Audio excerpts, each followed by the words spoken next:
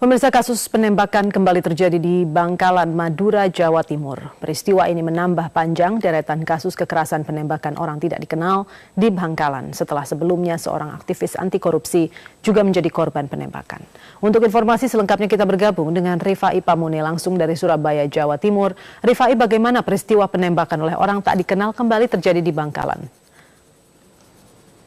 Ya, Zelda, kasus kekerasan dengan senjata api kembali terjadi di Bangkalan dan kali ini korbannya ada dua, yaitu Matsuli dan juga Rusdi.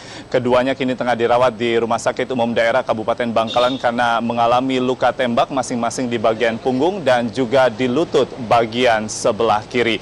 Dan untuk menyelidiki kasus ini, pihak kepolisian dari Polres Bangkalan telah menyita mobil milik korban yang juga ditemukan sejumlah proyektil peluru, dan kemudian polisi mengumpulkan keterangan dari sejumlah saksi dan juga tentunya dari korban yang masih dirawat di rumah sakit bahwa diduga kuat pelaku ini lebih dari 2 orang menggunakan senjata api dan juga membawa senjata tajam jenis parang. Namun motif dari penembakan ini belum diketahui, polisi masih terus mendalami kasus namun sudah mulai mengetahui ciri-ciri dari pelaku atau tersangka dan tengah melakukan pengejaran. Zelda.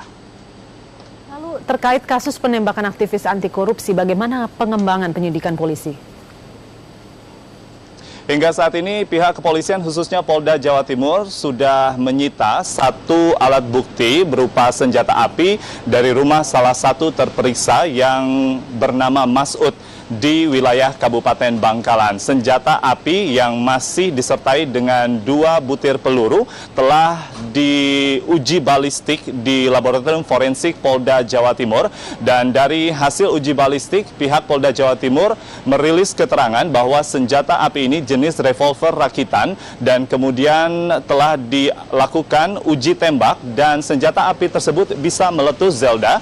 Kemudian juga ditemukan oksidasi yang berarti ada kandungan nitrat dan kemudian bisa diduga kuat bahwa senjata api ini pernah ditembakkan sebelumnya. Namun pihak kepolisian belum bisa menentukan kapan waktu penembakan yang terjadi dengan menggunakan senjata api yang tengah diuji di Laboratorium Forensik Uji Balistik Polda Jawa Timur.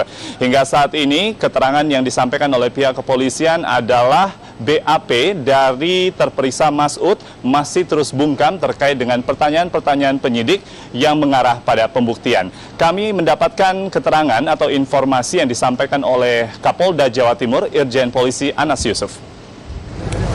Sementara masih dalam pengembangan, ya, kita dalami agar fakta-fakta perbuatan melawan hukum itu pas. Dan sementara yang kita kenakan kepada yang bersangkutan itu melakukan dengan anak itu. Nah, itu sementara. Tetapi ya sementara itu. Tapi indikasi ke situ secara analisa sudah mengarah. Tinggal kita akan melakukan pendalaman. Kalau jenis senpinya di mana, Pak Kapolda? Jenis senpi yang digunakan? Rakitan. Ya.